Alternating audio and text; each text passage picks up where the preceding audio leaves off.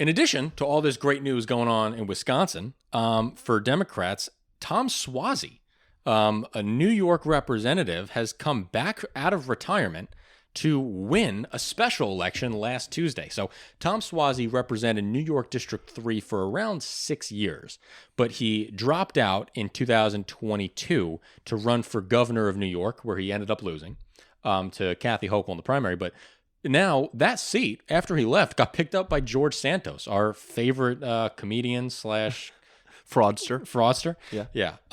George Santos won New York District 3.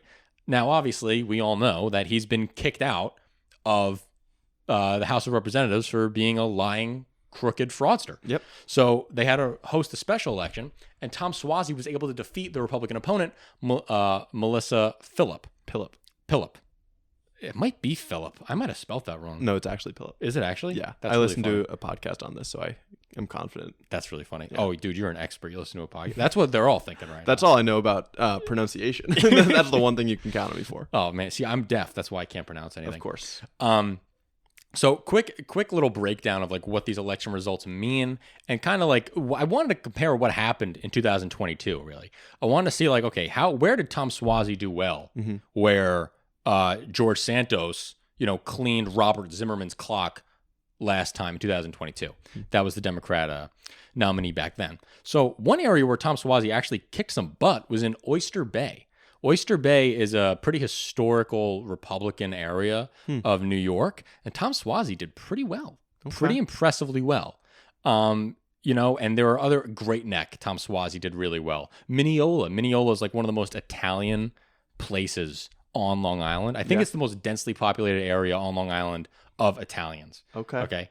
And Tom Suozzi made great inroads. He didn't win it, but he got very close. And now I'm very happy to say the entirety of Long Island is represented by Italian men. Wonderful. Yeah, very proud. Very proud. Now, quickly going over the results here, George Santos won the district 49.35%. George Santos won 53.7% compared to Robert Zimmerman's 46%. Tom Suozzi ended up winning by 54% to Pilip's 46%. So he basically flipped it. Yep. Right? He basically got rid of the entire margin of the George Santos swing in 2022. 16-point swing. That's incredible. Yeah. I mean, I don't want to get too ahead of myself, but if this type of swing happens nationally... Yeah, but I think that is getting too ahead of ourselves. It won't. Yeah. It won't happen that nationally, but we'll get into that in a second. What is it? First, let's get on to what this means politically right now. What does it mean for this moment?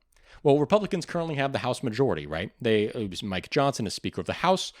Well, it's getting harder and harder to do that job because now Republicans only have a 2-seat majority down from 3 after Tom Suozzi wins this seat. So it's unlikely that they're going to be able to pursue their more like extremely partisan legislative agenda. Like impeaching Joe Biden's going to be pretty much impossible now with only a 2-seat window. Yeah. It's pretty much done. There's really no way you're going to be able to pull the moderates over to impeach him. Yeah, no. It's practically done.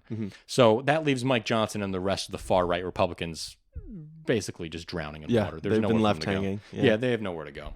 So then what does this mean for Democrats? Right?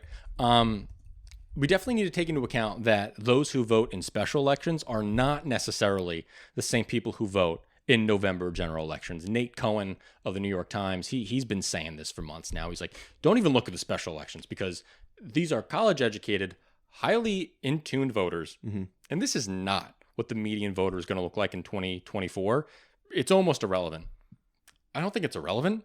I think election results are a pretty good predictor of how elections will play out later on. I don't know if I totally buy his whole theory here, but it's definitely something to keep in mind, right? The populations are definitely different. They're more likely to have college education. Yes. Right?